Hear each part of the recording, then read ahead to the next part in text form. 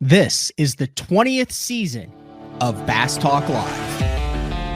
BTL is presented by Bass Cat Boats, Strike King Lures, Aftco, Pro Guide Batteries, Spro, Gamakatsu, The Bass Tank, Denali Rods, Beatdown Outdoors, and Sunline.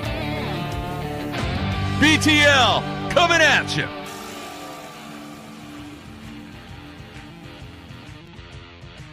Good morning, and welcome to another exciting edition of BTL Bass Talk Live, where we are going to talk about bass fishing. Wednesday, excited for today's guest. Like I said, he called me after the Bassmaster Open on Okeechobee. Well, the majority of the tournament, he could have just talked to me. He did talk to me for the majority of the day, especially on day one. But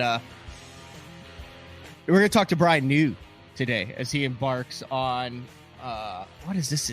This is already his third or fourth year on the Elite Series. Let's just bring him right in off the hopper. How many years have you been on the Elite Series now? Is this already your third season or fourth season?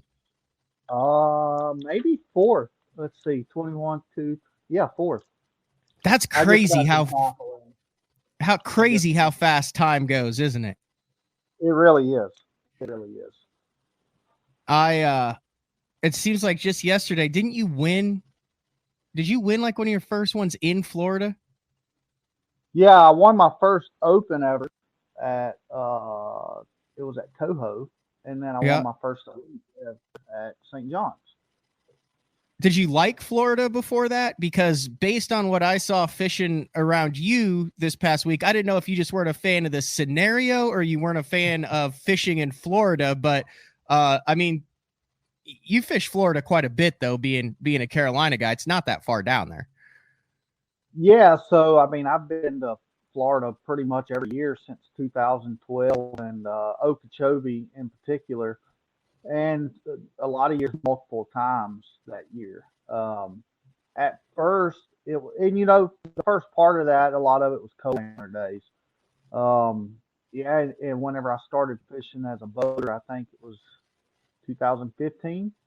I had a few rough years, and then I finally figured Florida out. And it's, I've had a bad tournament or two in Florida since then, but that's just kind of the way things go. But I really like Florida. I jive with it, and I understand it, especially this time of year.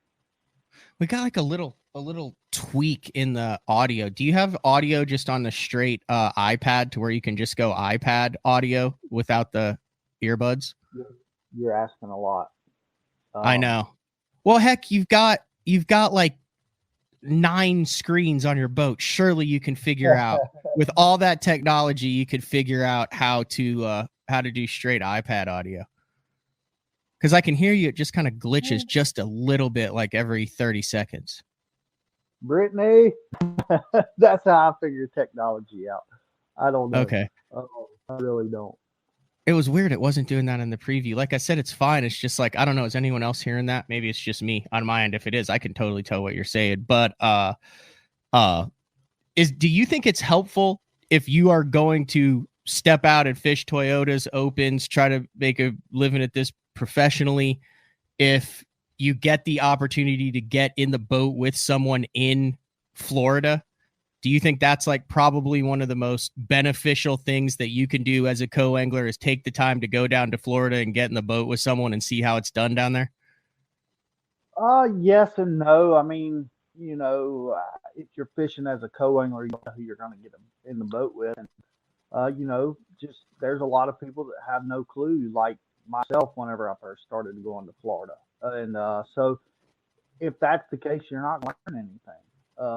You're not even going to really learn what not to do, because it's just, I don't know. But like if you are going with, let's say Brandon McMillan invites you down and you go fish with him, yeah, you're going to learn a lot. Or practice with him, that kind of situation. I was fortunate. I traveled and practiced with Bryan Thrift all over the country, and Florida's a lot different than North Carolina, South Carolina. It's we grew up, it's this stretch bank, or it's this rock pile, or it's this dock. In Florida, it's this area. It's not, okay, I got to fish the back corner or just the floats on the dock. You get in the right area and you fish everything. And you learned a lot of that from Bryan, because I feel like Thrift and you, I mean, you guys fish a lot similarly, probably because you spent so much time in the boat and you're from the part of the country where that's how you catch them on those types of fisheries, is a run and gun. I mean, is that hard for you to settle down in an area? Like, do you have to consciously say, all right, I'm going to have to take some tranquilizers for this one? No, it used to be, not so much anymore. I mean, the best tournament I ever had at Okeechobee, I technically I finished fourth on paper, but I had my trim motor went out on my on my outboard the first day, and I was 4 minutes late, so I had a 4 pound penalty. So if you take that penalty away, I either finished first or second. I don't remember. It doesn't matter. But that being said, I was on the right stuff to win the tournament. And the best thing I had from that practice was 2 bites in an area. That was the best thing. And I went there and I made it my home for 3 days, and I learned a little bit every day. And backing up to the first day when I truly figured it out, it was like the last hour of the day when I figured it out. But that being said, it wasn't run, fish this rock pile, go fish this brush pile, fish these 7 docks. It was fish this, 15 acres and everything. After this derby, you were like, dude, I need to get on BTL. I got some stuff I want to talk about. I got some stuff we need to talk about. I think we could make this a good episode. I was like all in on it. Let's just dive right into that right off the bat. I did have kind of a Okeechobee recap show with Tristan McCormick, where he was down in South Bay and he talked about what went on down there. I talked about what went on in that Hardy Pond area. I know there are a couple different others, but you were fired up on the water, especially the first morning when we all kind of got into the same area. Talk a little bit about what's on your mind and what you wanted to talk about with the BTL listeners that kind of came to your mind over the past week. So kind of before we get into that, I ran around in practice, and we all knew where the biggest groups of fish were, where the biggest groups of boats were as well. And my plan was to fish on the outside of the biggest group of boats on the water or the lake, and hopefully pick some up. And then, I was going to get in the middle because I found the fish as well. And so I did. I started on the outside. Nobody was messing with me, didn't have anybody in my way at all, and I only caught one. So I get in the middle, and there is no grass anymore. We're fishing mud clumps, literally mud clumps. And I'm fishing old school Florida, throwing a speed worm around, throwing a swim jig around, just hang casting, and hopefully stumble across where the group of fish is that day. Because anytime you're in a group of boats like that, the fish are going to get pushed around, the pressure's going to get them, and they're going to move around with it. Well, I just happened to look down at my live scope.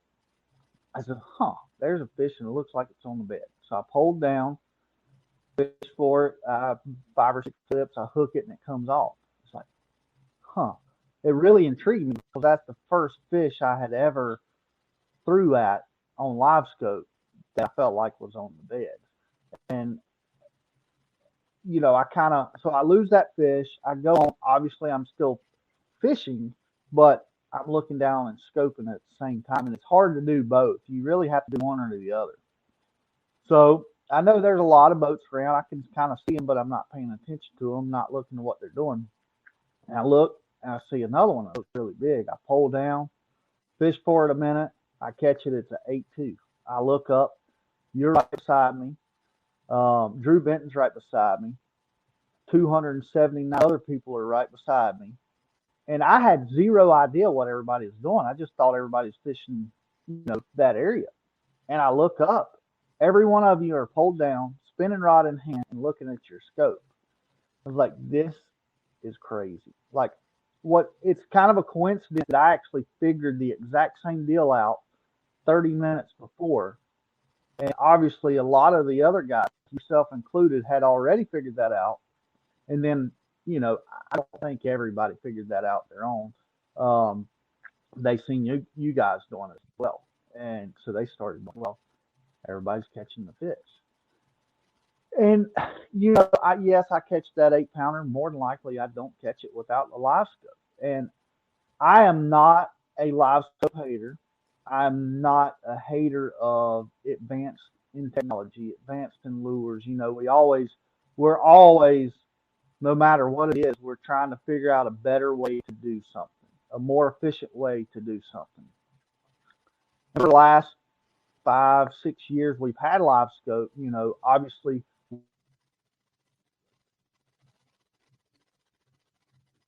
Oh no, I lost. Bryan knew. So they need to connect their mic or cam before I can add them to the stream. We will try to get Bryan New back. There he is. He's back. You back? I don't know what happened. I went Oh, away. that's fine. That's fine. Yeah, nothing like technology issues while talking about technology.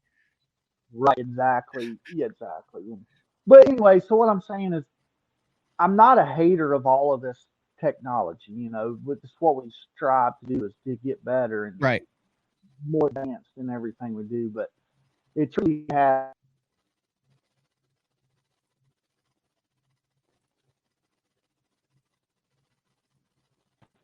All right, I got it figured out. It won't happen again. I figured it out with the setting. All right, we should be good to go the rest of the show. Oh, your show's glitching. Yeah. But so all that being said, like, it has truly got out of hand now. And myself, hey, I was one of the first guys to run 3 graphs at the front. Mhm. For the last handful of years, at least 3 or 4 years, I ran 6 graphs on my boat, 3 at the front, 3 at the back at certain times. Not every tournament, not every day, but I have done that. This year, I thought, my boat was out of control. I've got 4 up front. At times, at we only had 3. I took 1 off, and you know, 2, sometimes 3 at the back, and it's out of control. It really is. It's not fishing anymore. You know, like I said a second ago, you got fish or you've got a scope. I'm not saying there's not a talent. There's a major talent to scoping. Not just anybody can do it. It's like anything else. There's a learning curve. I'm not taking anything away from anybody that's all they do, but it's not fishing anymore. I think it's I think a lot of people are going to argue with me, but I think in the years to come, it's going to really hurt our industry.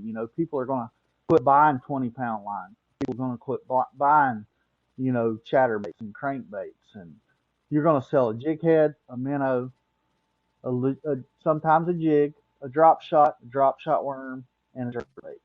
You of course we have hard baits coming out for strictly for live scope that are designed around that. I'm actually working on one with Spro right now that I've got to go test as soon as we get out of here. But you the industry's going to evolve with it, but it's going to kill a lot of sales of other things. I mean, I the crappie brakes. People are starting to use the crappie brakes, on their power poles, but uh, if you don't have those, I mean, people may quit buying power poles.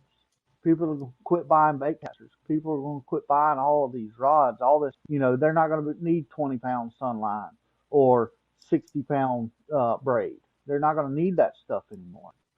And it's crazy. It really is. And I tell you, it's very crazy. It's mind blowing that we can use 942 live songs, but we can't use Alabama rig. I feel like you came to this realization about an hour and a half into day one of Okeechobee Open. And here's the thing, like I've said it, numerous times in the last 5 minutes that we've been on here, but I've been back and forth. I'm not a complete hater. I've been back and forth. Oh, we should ban it. Oh, it wouldn't be right. You know, it's just evolution of the sport, and it truly is out of hand. And I hate to say ban it. I'm not saying ban it, but something needs to be done.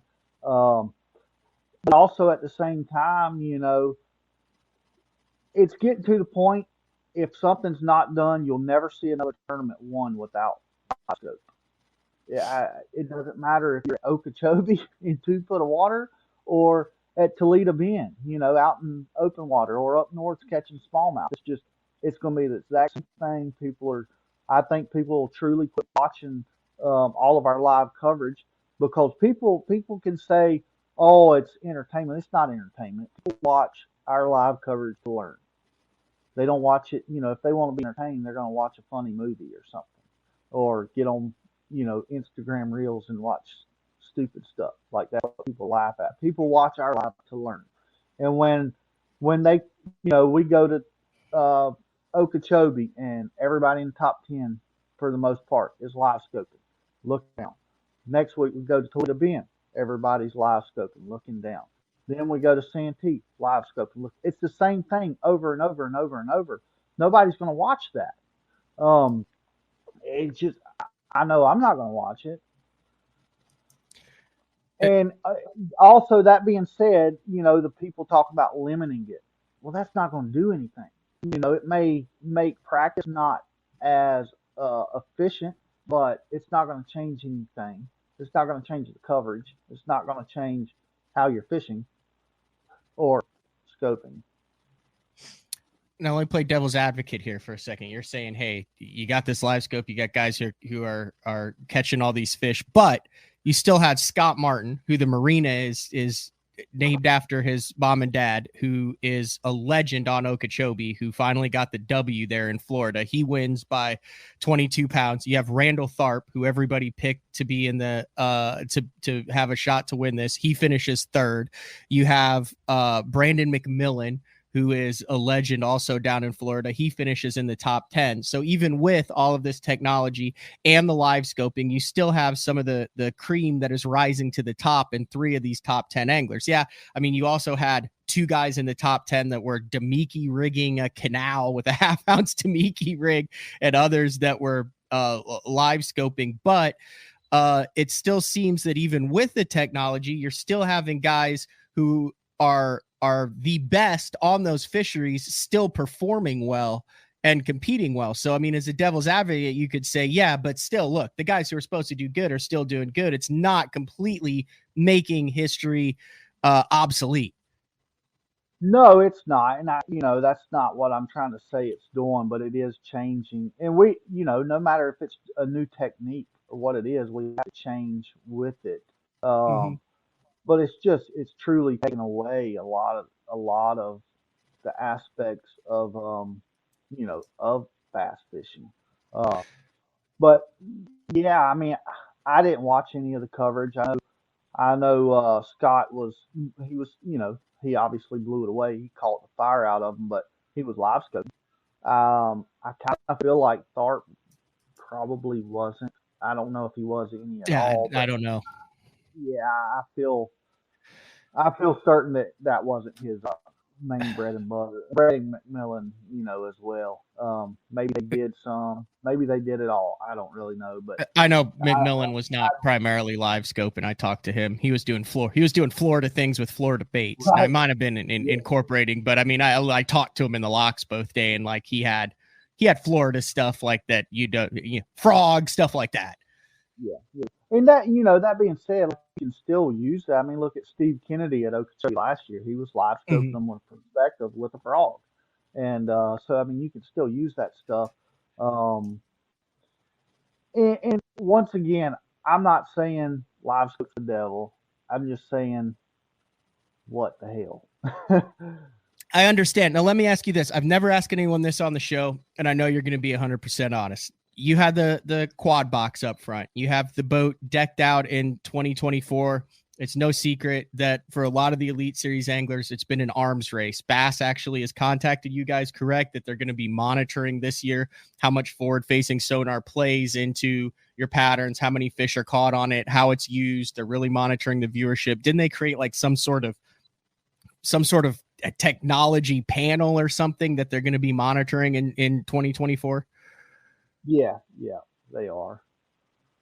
I don't know what it's going to do. I mean, it's like the way I see it, either you have it or you don't, and I don't know what the right answer is.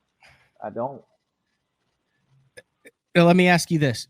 Do you feel like you did all of this stuff to your boat because you wanted to and you think it gives you an advantage and you enjoy doing it? Or did you go into this past off season feeling like you had to in order to keep up, and it was something that was a necessity and not something that you wanted to do just so you could go on into this season at, quote, a level playing field with all the other guys doing the same thing? So, on one hand, like I really enjoy tweaking stuff on my boat, rigging my boat, that kind of stuff. So, I to answer your question, I definitely did it because I felt like I had to. Did I think it was cool? Yeah. When I go out here on Lake Murray striper fishing and really learn some little things that I didn't know about uh, you know, certain technology. Yeah, it was really cool. I mean, it really was. But I did it because I thought I had to. Mm-hmm. And if you think about it, I mean, we do this for a living. This is what we do to feed our family. And it's just, there's some guys that are getting paid to use this stuff. There's some guys that are getting it for free. I'm not getting it for free. You've got to justify to be able to see a return on your investment. And when you have, I mean, I don't know how much, how many dollars worth of electronics I have on my boat, but it has to be well over $20,000. And to see a return on that, I mean, I have cashed two $10,000 checks. Well, really, probably three $10,000 checks just to pay for it and never see a return. That's just come breaking even on it. All right. So, in that, it's just getting to the point where you have to have it to compete, but are you going to be able to see a return on it? Sean says this is stupid. Just stop discussing it. Like Soul saying, who's getting burned out on all the forward-facing squabble, non-talk. Listen, I get that. I understand that talk. There is an element where it is part of the sport now. So, when you're talking about the tournament results, it does come up in the winning pattern. Just like if the winning pattern had been deep cranking for 6 tournaments in a row, people would be like, oh, we're sick of hearing about deep cranking every single tournament. This is the way it is. And right now, I mean, this is a show called Bass Talk Live. We talk about what's going on in the world of tournament fishing, professional bass fishing. We talk with the top names in professional bass fishing. This is the conversation, at least in my world, that is dominating the 20-hour drive home from Okeechobee, that is dominating what's going on at the meeting talks, that is dominating the text messages with other people. Like, yes, it is being pounded into so many people's heads right now, but this is such a seismic shift in professional bass fishing, in targeting, in how tournament strategy is being played, in how fish are getting caught, that yeah, it is basically a daily topic right now because we're living through it and no one has the actual right answer. I'm sure you get tired of talking about it. You'd rather talk about this, and we'll get into some cool stuff that you have going on too a little bit later on in the show. But fair assessment, I mean, is this dominating the off-air conversations amongst the top level professional anglers as well? It's not like we go, oh, hey, forward-facing sonar gets views and gets clicks on the show, so we're going to talk about it. This is what everyone at the top level is trying to figure out right now. Fair assessment, Bryan? 100%. And I'm with that comment. I'm sick and tired of talking about it. Get me talking about it for 5, maybe 8 minutes, and I'm good. But on that 9th minute, it's time to move on. Like it's old news. I'm tired of talking about it, but I do. It's a true issue, and we just got to figure out what the answer is. There is no easy answer, and once again, I'm not saying it's the devil. It's just what's the right answer. So, okay, let's take that exact spot where we fished the majority of that tournament, where so many checks came out of, where guys like me who finish in the middle of the pack, where guys who finished 150th, we're all fishing right next to each other. Let's take forward-facing sonar completely out of the equation and go back to old school, just 2D and side imaging. Exact same situation, zero live scope forward-facing sonar. How does that, in your opinion, how does that scenario play out in that exact part of the lake under those exact conditions, and what are guys doing differently, and what does the catch rates out of that area look like in your opinion? A lot less, a lot less. I mean, I'm sure there was some fish caught fishing, casting, but myself, I never had a bite casting. No, I take that back. I did. I had one right before I caught that 8 pounder that actually lost on a swim bait, and that's literally the only bite I ever had right there, casting. Now, practice had a few bites on a Spro Ruku shad, a lipless bait just winding around, but that was real late in the evening. That was, 30 minutes before it got dark. Definitely something different going on that time of day, but also not the pressure. There was 3 or 4 or 5 boats there versus 80, and there was legitimately 80 or above there for that, the first 2 days of the tournament. Legitimately.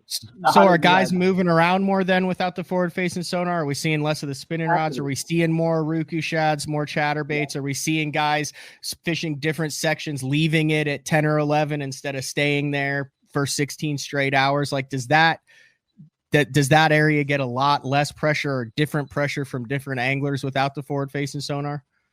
I think it's a different approach. I mean, I think you'd see the same number of boats. Once again, going back, I think a lot of people knew they were going to go start there and fish there during the tournament. And once they got there, they were casting, they were fishing the way they planned on it. And once again, this is just me guessing. I just really find it hard to believe that all 80 plus of those guys knew they were going to go in there and live scope. I truly feel like a lot of them got there, seen people live scope, and seen people catching fish doing so, and then they started doing it as well. But yes, take live scope away, Uruku shad, chatterbait, speed worm, swim jig, that type of stuff. Your typical old school Florida stuff. That's what I think you would have seen for sure. Maybe a little bit of jerk baiting. That that type of stuff. Actually moving around. Yeah, somebody catches a fish, they're probably going to power pole down and make several more casts to that spot. Maybe fan cast close by. But yeah, it's definitely a different outcome. You take the scope away. A little bit of a unique season for the Elite Series, not starting until the end of February on Toledo Bend, and then 4 heavyweight events with Toledo Bend, Fork, Harris Chain, and the St. Johns River. You look at that, a lot of history on the St. Johns, on the Harris Chain, now with the Texas Bass Classic that they've had. You guys go to Fork pretty regularly with that unique kind of catchway release format where you bring one over, and then Toledo Bend, which is standard. Those are 4 heavyweights. Is it pretty safe to say that when you're dealing with 2 Texas and 2 Florida events, we're going to get through the first half of the year? Like, in your opinion, you're looking at this schedule now, especially after what you saw in the first half, especially if you know what everyone else is running, all forward facing, dominated out of the top 10 of these events, and all 4 won using forward facing sonar? Or could we see a bunch of guys that go, you know what, I'm going to buck the trend from what everyone thinks? Because I mean, there's a lot of ways to catch them on a lot of these fisheries, Bryan. Or is there now just 1 or 2 ways to catch them if you want to compete? No, I think you're going to catch them, and you can compete fishing. But I've got some barking dogs. Come here. That's fine. You got to show the dog on the show. That's a BTL rule. If a dog barks, oh my gosh, I was not expecting that. I was not expecting that. Who is that? Skipper. Yep. Brittany asked me a couple of years ago if we could have another dog. I said no. She sent me a picture, and I said, when do we pick him up? And yeah, he's a handful, but we love him. Yeah, I don't think you'll see a tournament. Let's see, we go Toledo, Fork, Harris Chain, St. John's, St. John's. Those Murray, those four, yeah, Murray, Wheeler, Smith, Smith. Champlain, St. Lawrence. I don't think you'll see an elite tournament one without it this year. Maybe like somewhere say St. John's, Harris Chain, maybe it's not one strictly with it, but I think it'll definitely be a player, a part of it. And those kind of tournaments, I'm okay with it. It's like at least you can fish some. It's just another tool in your toolbox. It's not your only tool. How has it affected your tackle preparation? I mean, you have your own jig. You work closely with Spro. You have a lot of that. Have you found that your tackle preparation the last couple of years has been drastically different than it would have been, say, 5 years ago if you're preparing for this same schedule? The difference it is I cuss a lot more because I know all the stuff I'm rigging up is pointless. Like I've been rigging rods for 2.5 days, and I've got about another half a day left. And because I go Toledo, Fort, and then straight to Santee for the other. So yeah, there's going to be a lot of interchangeable rods, for those events. But Santee's going to be a lot different than the two Texas lakes. So I got to prepare for a lot of different things. When at the end of the day, I could probably tie on a bad little greenfish, bad little shad, put a little minnow on the back of it, and possibly a drop shot, and go to work. It's a different world we're living in. This was the first time I don't think we've ever tackled it kind of head on like this. And like I said, I don't know what the right answer is. I don't think there is a right answer right now. I give Bass props for not doing something rash. I feel like the banning of the Alabama rig was a little bit of a knee-jerk reaction. So I give Bass and Bassmaster props for looking at this, for recognizing it. And listen, there's a lot of money at stake here. You have major multi-million dollar companies. Look, one of the major sponsors of my show, Bass Tank. I'm headed to Bass Tank today. I'm headed to do technology stuff. That doesn't mean But why are you doing that? Do you feel like you have to, or do you want to? I feel like it's a necessity right now. I feel like I have to in order to compete. I feel like one of the things that I'm doing gives me a little bit of an advantage, and I feel like the other thing that I'm doing puts me on a level playing field after I felt like I was not at a level playing field at Okeechobee with only one transducer. I mean, you saw on that day, the morning of day 2, I was stressing with you. I was like, Bryan, what do you think? I had spent most of my time in that area pitching to beds on perspective, but then I also knew I had switched it to forward because I wanted to see the individual fish. And then it occurred to me, I need perspective and forward because it doesn't help if it helps to be able to put it in the bed, but I want to be able to put it in that 2-inch zone. So yeah, I'm doing a number of different things, not because I want to and because I have to. Yeah, I agree. Like when I'm just fishing, a lot of times I really enjoy it, but it just sucks that you're forced to do it. Used to, this week guy went skipping docks with a jig, or next week, guy went out deep cranking, and next week, burning down the bank with a buzz bait. And now it's okay, jig head and a minnow everywhere we go. Okay, and we're not saying that it's not technology. Like Scott's saying, he goes, it's a pair and a boat stuff with technology does not equal top tens. Absolutely. Like Bryan knew you were finishing top tens and winning tournaments way before technology. You're doing it with technology. Scott Martin was catching 30-pound bags on Okeechobee before it. He's doing it with it now. It's just different. It's very different.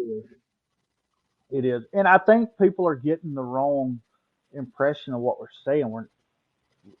I'm not saying it's the devil. It's just different.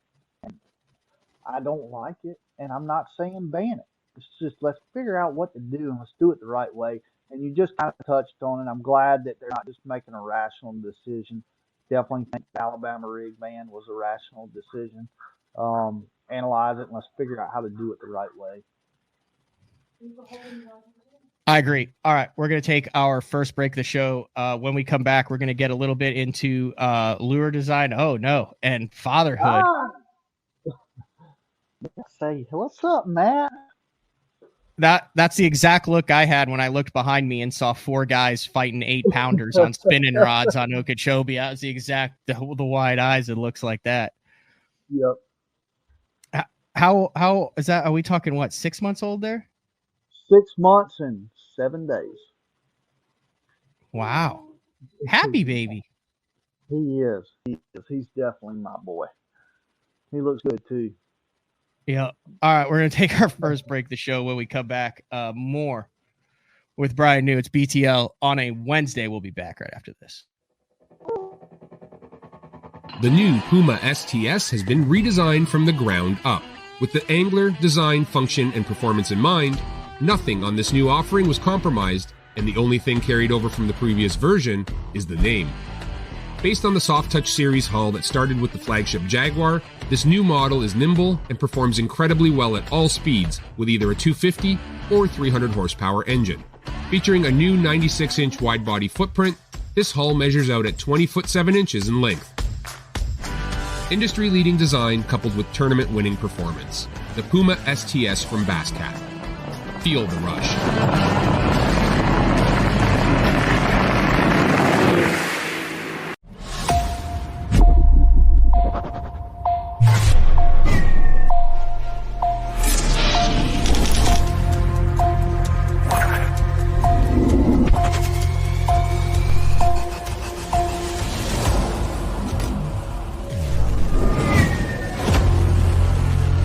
Everything you need, one legendary brand. Top on all, Strike King.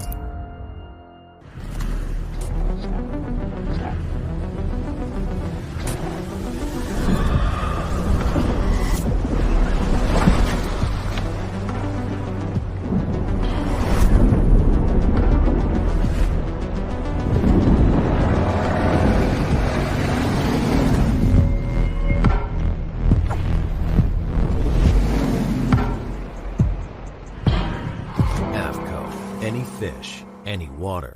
Get the best patterns backed by tournament data. Start by finding the best 10% of your lake. Know exactly what to look for and what to throw. After that, just put them in the boat. Try the Deep Dive app today. Look at that beast right there. My Pro Guide batteries keep me going on those long tournament days and long practice days. Always plenty of juice, never fail. The best part about Pro Guide batteries, it's the people behind the company. They have over 40 years experience in the battery business, keeping all of us fishermen out on the water longer, catching more fish. Check them out at ProGuideBatteries.com. All right, we are back. BTL on a Wednesday. We have Bryan New. Man, you got enough energy. You don't need a Celsius. Yeah, I know. Is that your? You don't need an energy drink, Bryan. Oh well, you're probably right. Did you catch that 8-pounder on your jig? Because you were actually throwing a bait caster on that the first morning. It was the quietest 8-pounder that I've ever seen caught. It didn't really jump, and it kind of shielded your body from it, and you kind of tossed it in the live well. But it appeared as though you were throwing was that on your little jig, or was that on like a swim jig, or? So it was actually Shinfukai's little swim jig, greenfish shibi swim jig. Shibi means small, I think, in Japanese. But it's a finesse swim jig, light wire, and I had it trimmed down, make it a smaller profile. So it was, when I say light wire, it was light wire, but it's a little heavier wire than my little jig. My little jig is awesome for its purpose, but I wouldn't feel good down there in Florida with heavier line with the hook that's in it. And it's so you were throwing a light wire jig in there, like you had no problem, or knowing you were around 8 to 10s throwing a lot. What pound test were you throwing on that? 16 Sunline shooter, and it's got a Gamakatsu O'Shaughnessy hook in it. So that bend, the bend in that hook, it does really good. It doesn't open up that bad. A lot of times obviously if you really jack on it, it's going to, but Yeah, I just really like that jig. Anytime I'm not fishing, like I'm not going to throw it up in the reeds and the Kissimmee grass, that kind of stuff. But if I'm throwing it on fluorocarbon, 16 or less, yeah, I'm very comfortable with it anywhere with the size fish. You talk about your jig. It's a compact jig. You mentioned that Shiz jig gets smaller. Spro just came out with the 45, the Little John, which is a very small kind of diminutive crankbait. I believe Major League Fishing said that their drop shot was the most used technique for success in the 2023 season. We saw last year at Seminole get one with a drop shot. We're seeing small minnow baits. It's pretty apparent. And would you agree that the trend is definitely going to smaller and more finesse, regardless of forward facing sonar, as we're seeing? And is that something you've noticed over the last 4 or 5 years? And why do you think that is?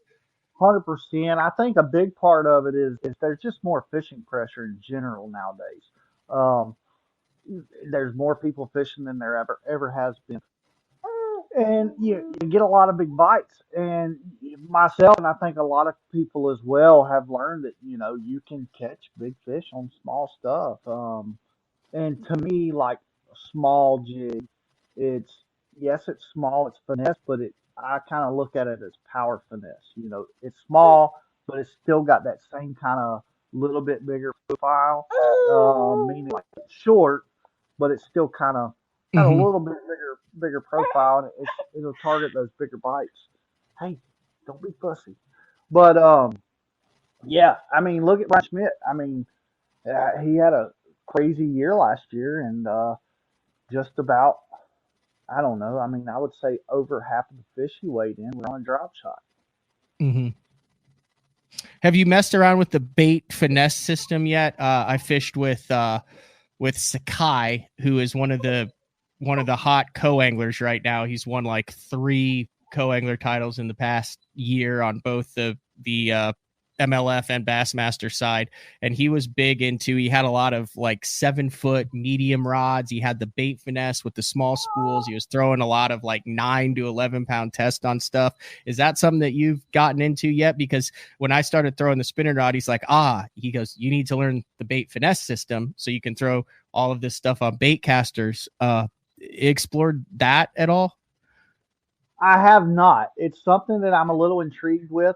Art just came out with a bait finesse spinning reel, a bait finesse reel, bait caster, and I just got a couple last week, and I haven't rigged it up yet, but it's something that intrigues me. I really like new stuff. I like learning new stuff, and I'm really looking forward to it. And I think a lot of applications is going to be really good. So, like the Kitech swim bait, it's super popular. Everybody does it. It's not as effective as it once was, 6-7 years ago. But me and Thrift, like, we figured that out before it got really popular, and ever since we've always thrown it on a bait caster, where it seems like almost everybody throws it on a spinning rod. And I feel like you have more control to what the bait's doing. I can cast it. I feel like I can cast it farther, but I can also skip it really good on the proper equipment, the proper set rod and reel. And I think the bait finesse, it's going to let us do that with even smaller baits, and you just have more control. There's a lot of small hard baits that I'm really looking forward to playing with on it. In that Spro Micro BD John, yes, it's heavy enough. You can throw it on your standard, small crankbait reel and rod, but I really look forward to trying it on the BFS reels, because I think you can throw it probably. I'm just assuming here, but I think you can probably throw it a lot farther. So I was talking with Cruz, probably it had been a year and a half ago now, and he knows that I like the little 0.5s and 1.0s. And he gave me a prototype of that bait. I actually still have it. It's really cool, and it looks like a Little John, but it's half of the size, one of those little ones, and it's amazing the distance you can get on the 10-pound crank FC with a 7-foot medium casting and just a regular bait caster on that little bitty bait. Yeah, it throws really good. It does. It's I think how the bill and the body are somewhat streamlined. You know, there's a lot that goes into a bait to make it be able to cast. You know, and that bait is, you know, it's just set up well to cast. Now there's sometimes you can't get that and also be able to get the action that you want out of a bait. You know, the bill may need more angle on it, and when you put more angle on a longer bill, you know, it's definitely going to affect your casting. You know, it's not gonna be streamlined. It's not gonna cast as well. It's gonna want to tumble more. But that particular bait, the way it's designed, it casts really good to be such a small, lightweight bait. One more thing I wanted to talk with you about, and I think it's become apparent over the past 3 or 4 years. You know, the Carolinas has been a hotbed of incredibly talented anglers. So you can kind of take a circle between Hartwell, Murray, all those. There's a lot of guys with, Thrift, you, Ari, Casey, Ashley. Did you almost just drop your kid there? And all, the list can go on. And then what kind of brought this to mind was I just had Emil Wagner on, who's the AFCO Bass Boot Camp angler, who went and had, I believe, a top 15 finish in Florida. One of the things they have in common, I love spotted bass. I like catching spotted bass. It seems over the past years, though, that the guys who are really good at spotted bass have been able to take those spotted bass techniques and transfer them to not only smallmouth, but not only largemouth. What are your thoughts on spotted bass? And is it probably the best species to learn coast to coast on how to catch fish in general, just because of some of the characteristics that those fish have that you can transfer across the country? You know, I've never really thought about it like that. What I have thought about is I think one reason that, we have so many talented anglers that come out of our region is, a lot of the fishing really sucks, and it forces you to learn how to do better. Now, like, I live on, one of the best lakes in the country, Lake Murray, and I didn't grow up here. I grew up at Lake Wiley. It used to be a great lake, but it really, really, really, extremely, really sucks now. Grew up fishing Lake Norman a lot. It is extremely good fishery now. I mean, the last couple weeks it's been stupid weights. I mean, a predominant spotted bass lake. Now it's no Lanier, but a buddy of mine won a 2-day tournament a couple weeks ago. He had 17, like almost 23. Had 40 pounds for 2 days. Shane LaHue finished second in that tournament with 35 pounds for 2 days, and it goes on and on. Like, I haven't fished Norman in 3 or 4 years probably, but it's an extremely good lake. That's completely going against what I was just saying about fishing really sucks, a lot of it. But a lot of it's really good too. So it's kind of like we get a little bit of both worlds. I think you probably see that in a lot of regions of the country, but we have a lot of options. We've got somewhat deep Clearwater with Lake North. We've got a lot of shallow power fishing lakes, high rod. Lake Wiley, whenever I was fishing it all the time was a shallow lake. Lake Wiley, I wouldn't call it ledge fishing, but you fish at the deep places a lot like you do ledges. So we had that. We've got the blueback here lakes. We've got a lot of stuff. We've got everything other than tidal water and smallmouth and grass. And now we're starting to get some of the grass in certain lakes. But that being said, it seems like they still fish different than a true grass lake. Would you rather go into a tournament, like if you had an equal opportunity, if you thought you could win catching largemouth and win catching spots, would you rather target largemouth or would you rather target spots? Like, what, just personal preference? Yeah, I mean, I just like catching bass and big ones. I don't know. Yeah, I don't have a preference there. Really? You don't have a preference? Like, I'm going to Ouachita for this next open, and I'm like, man, I really hope I can figure out these spotted bass. Or when I go to Hartwell at the end of the year, I'm like, man, I'm chasing these spots. Like, you can have the river largemouth, you can have the giant on the bank, but you growing up in that, you have zero preference over like just fun, which you enjoy targeting more. Not really. I mean, I guess if I had to pick one, I'd probably say largemouth, just because a lot of times you can power fish them more, Hmm. and I say a lot of times, not always, because you can absolutely power fish the spots as well. Um, and the spots, man, they are fun to catch. They're violent bites. They fight hard a lot of times, and yeah, I don't know. It's just you got a lot better chance of catching a great giant largemouth than you do a spot. I mean, like a Hartwell's. Hartwell's getting a lot of big spots in it, but you still have a greater likelihood of catching a 6, 7 pound largemouth than you do a spot. I've seen a lot of guys rolling around, and you're one of those guys with the FXR. You got a shirt on right now. Mhm. Honestly, that seems kind of new to the fishing space, unless I've been living under a rock. What's the deal with that? So FXR, I don't know a lot about anything other than fishing in the world, period. Uh, but is, I'm pretty sure FXR kind of somewhat owns the motocross industry when Okay. it comes to apparel, and they make really awesome stuff. Uh, and they got into ice fishing stuff. They're out of Minnesota, Canada. Got a couple different offices, so they've been in the ice fishing world for several years, and maybe 2 or 3 years ago they branched out and into the, I don't want to say freshwater, but kind of the bass market.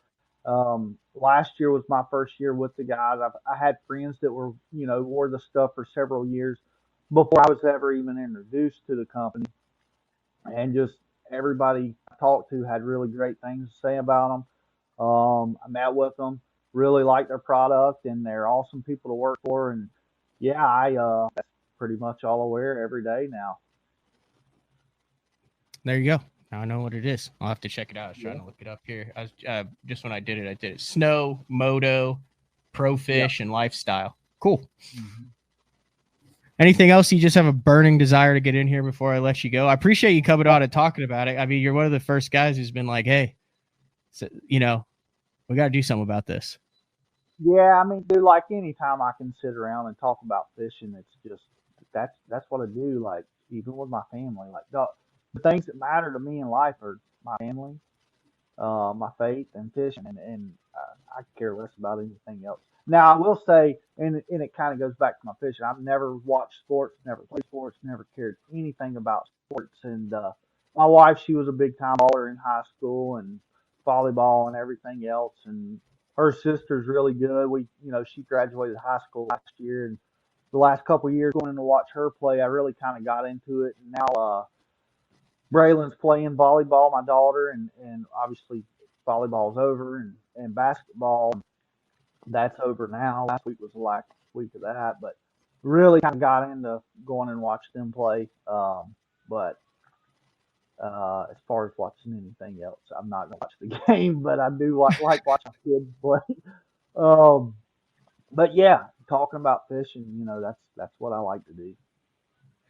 Awesome. You had thank you for jumping on. You got an awesome Jason Quinn look with the earbuds. I was told I know Oh we had God, some issues with the earbuds. I think we might have had them in backwards, but I am brand new to the ear pal game as well. My girlfriend got me a pair, and I'm still trying to get used to the things. Every time I turn my head, one of them wants to fall out. But really good stuff, and I greatly appreciate the time, taking time on a Wednesday morning to jump on BTL, Mr. New. And good luck this year. yeah, You got a cool schedule. Like you should catch him this year. Like this should be a good year I'm for you, bro. yeah, I'm really looking forward to it. And uh, we always say, "Oh, what tournament are you looking forward to the most?" And yeah, I definitely have some mark, but when the anticipation of the schedule being released last fall is once it was released, so you know what, I don't really care where we go. It's another tournament. Like we could go to the Atlantic Ocean and I'd be excited, to go figure out how to win it. So I'm really looking forward to it. I get another chance here at Lake Norman or Lake Murray. Um, so yeah, hopefully I can rebound and not suck the first half of the year. Last year, after the first four tournaments, I was 101st out of 102 or three, I think, in the points. And that was not a good way to start the year. But I did, in the second half of the year, I bounced back and finished 46, barely missed the classic. So I am definitely looking forward to, hopefully getting back on pace. I guess I could say I am on pace because the second half of the elites were good. The last open was decent of the year last year, and in the first open this year. So I do feel like I'm fishing good. I'm really excited to get going. Yeah, and it doesn't matter where we go. I'm excited to get there. All right, well, I'm going to let you go and spend the morning with the family. Thank you very much for jumping on BTL, Bryan. Yes, sir. Thanks for having me, Matt. See you, bud. All right, see ya. All right, that is Bryan New. We're going to take our final break of the show. When we come back, talk about what we have tomorrow. 2 BTLs tomorrow. Day 4 with Frank Scalish. Guaranteed no forward-facing sonar talk there, as Frank will talk about some basic patterns. And then tomorrow night, I'll talk about what we have going on for the Miles Berghoff family fundraiser for his 10-month-old daughter. They are actually at St. Jude right now in Memphis, Tennessee. So BTL on a Wednesday, wrapping things up when we come back right after this. I'm the kind of guy that never leaves the house without a pocket knife, and Gamakatsu's come out with the EDC series of knives. EDC stands for everyday carry, so whether you're on the water or off, you can always have it with you. The best thing about it to me is that assisted open feature. With this D2 blade, you've got it right here at your fingertips, so if you can't find your scissors, you need to cut a knot, you need to cut your braid, you've always got it. Make sure you check it out. Never leave home without your Gamakatsu EDC knife. Born in Japan, using technology, innovation, and precision, Sunline produces the widest selection of fishing lines at the most technologically advanced line factory in the world. Manufactured at the strictest tolerances to produce victories at the highest levels of tournament bass fishing. From household names like Christie, Swindle, and Cruz, to young guns like Cook, Logan, New, and Welcher, they all trust Sunline to take them to the top of the leaderboard. Choose the line that will give you the strength to guarantee your confidence. Sunline. The Spro Little John crankbait has been around for almost 15 years, and it is one of my go-to crankbaits whenever I need a fish in the boat, so you can never have enough new colors. That's why Spro's coming out with a handful of new colors, including Pearl Shad, which has this bleached out white look, but it's got this pearlescent, really, really pretty. We've got Copper Shad, which looks amazing in the water. It's got that purple flake on the back, really, really pops in the water. And then if you want some real pop, we've got Sparkle Shad, nothing but sparkles all over this thing. And then last but not least, we've got the matte Sexy Shad, just a really different looking color for a crankbait. So you want to give them a little different look, that matte Sexy Shad is definitely the one to go with. All these colors are available in the original Little John and the MD. Having confidence in your tackle while on the water is one of the main things to success, in my opinion. In the last couple of years with Denali, I've had just that. From anything from spinning rods, casting rods, tungsten products, even now to casting and spinning reels, I have the confidence to go out there and get the job done and know that all my equipment is going to handle it and do it just the way I want it. The thing about Denali is you've got great quality products at a great price point, so make sure you check them out. Have you considered purchasing new electronics for your rig? The type of mounts you choose to protect your investment should be part of the decision-making process. No matter if you prefer 1, 2, or 3 graphs up front, Beatdown Outdoors has a solution for you. Adjustable, versatile, rigid, and made in the USA. What's your ultimate electronics setup? Check out the full selection of Beatdown Outdoors products by visiting beatdownoutdoors.com. In 2023, we became a household name in the crappie fishing world thanks to Power Breaks, the game changer. Hey, bass fishing world, buckle up, because you're next. It's going to be fun. Welcome to the next evolution of our product line, Power Breaks Sidekick, designed to install right on your shallow water anchors. We are the first and only fishing brake company to offer a breakaway system. Just like with the Game Changer, the Power Brake Sidekick has it as well. And it's not a matter of if you're going to need it, it's when. Power Brakes, the most durable fishing brakes available on the market today. Made right here in the USA with our rock-solid 2-year warranty. Hey, not all fishing brakes are built equally, and you owe it to yourself to find out why ours are different. Power Brake Sidekick. Order yours today at mypowerbrakes.com. You'll be glad you did. All right, welcome back. Wrapping things up here on a Wednesday BTL. Big shout out to Bryan New for coming on talking. Like I said, listen, guys, like I totally understand. Like I'm not thrilled that we end up talking about this every single show or some shows. But like I said, sometimes it's in passing. Sometimes you have to dive into it. And it is what is going on right now in the world of professional bass fishing. So I remember when the A-Rig came out. Like I said, we talked about that ad nauseum, I believe is the word, to the point where Jeffries refused for anyone to say the word A-Rig on Bass Talk Live, and we would have to refer to it as the rig that we do not speak of. That calmed down. This will calm down. We're just in it. I've talked to more anglers that say the last 2 years there's been more changes in the sport of professional fishing over the last 30 years combined, not only in the technology realm and how fish are getting caught, but also in social media, in exposure, in how rapidly things are introduced, adopted, implemented, and changed. You know, it wasn't that long ago where you could have a technique, have a little something, and maybe you shared it with your close buddies. You could hide it from the TV camera, and that was about it. But now, you know, in today's age, in today's world, we're talking exact baits, techniques, patterns, exactly how everything is being done with as much and as many cameras are not only on them from the organizations, but also how many anglers feel the obligation or just enjoy doing it, or it's part of their sponsor portfolio to share detailed information about the patterns and techniques that they're having success with. So in a way, it's kind of scary to see how quickly things are changing and how much you have to keep on top of it. In another way, it's really exciting to be a part of something. You know, this sport's only 55, 60 years old.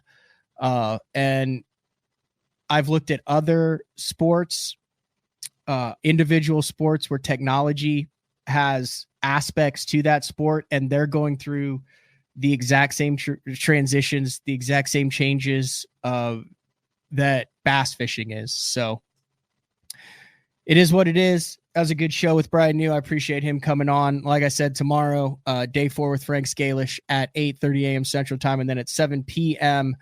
Central Time, we're going to just have a benefit show for Miles Berghoff for his 10-month-old daughter at St. Jude. Now their family just moved there as she deals with cancer.